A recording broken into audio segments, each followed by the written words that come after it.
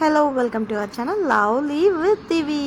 ఈరోజు అయితే ట్యూస్డే రోజు నేను సుబ్రహ్మణ్య స్వామి కొండకైతే వెళ్తున్నా. మా చిత్తూరులో చెంగల్రాయ స్వామి కొండ అంటారు. ఇది కింద నుంచి కొండ పైన ఉంటుంది. అసలు ఆ మెట్లు ఎక్కుతుంటే నా వల్ల అస్సలు కాలేదు. అప్పుడు అనిపించింది మనం ఫిట్గా లేదు అనేసి. సరే కాసేపు కూర్చొని దేవుడిది సుబ్రహ్మణ్య స్వామిది 108 నేమ్స్ అయితే చదివాను. తర్వాత దర్శనానికి అయితే వెళ్ళాను. దర్శనం చేసుకొని బయట వచ్చి గుడి చుట్టూంటే ఈ వీడియో. అండ్ దర్శనం చేసుకొని రాగానే అభిషేకం పాలిస్తారు. నిజంగానే కాచి పాలలో చక్కెర వేస్తే కూడా అంత తీయగా ఉండదు, మరెందుకో చాలా తీయగా ఉంటుంది. అండ్ ఎస్పెషల్లీ ఈ టెంపుల్కి వస్తే మాత్రం చాలా పీస్ఫుల్గా ఉంటుంది. ఒక్కటే ఇబ్బంది కొండ ఎక్కడము.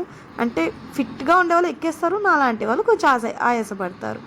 అండ్ నేను ఇక్కడ వచ్చి 2022 అలాగా దీపాలు పెట్టాను. కందిపప్పు ఉంట చుట్టి దీపం పెట్టాను.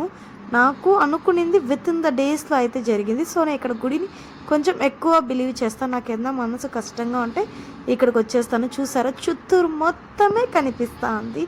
అండ్ ఎంత ప్లెజెంట్గా ఉందో తెలుసా అసలు. ఎవ్రీ ట్యూస్డే మార్నింగ్ అభిషేకం జరుగుతుంది. ఆ అభిషేకం చూస్తే అసలు నిజంగానే దేవుళ్ళు మన ముందరే అభిషేకం చేసుకుంటున్నారా అన్నట్టుంటుంది.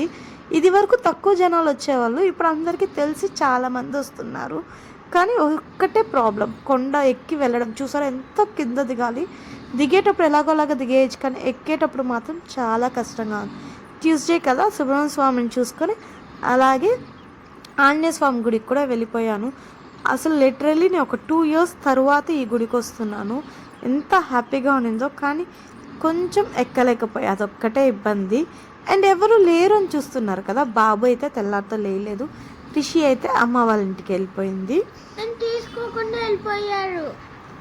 ఇక్కడ ఆంజనేయ స్వామి గుడిలో శ్రీరాముడు అండ్ ఆయన పాదాలు, సీతాదేవి చాలా బాగా అనిపించింది. అండ్ నేను ఇంతవరకు ఎప్పుడు గమనించింది ఆంజనేయ స్వామి వాహనము కెమెల్.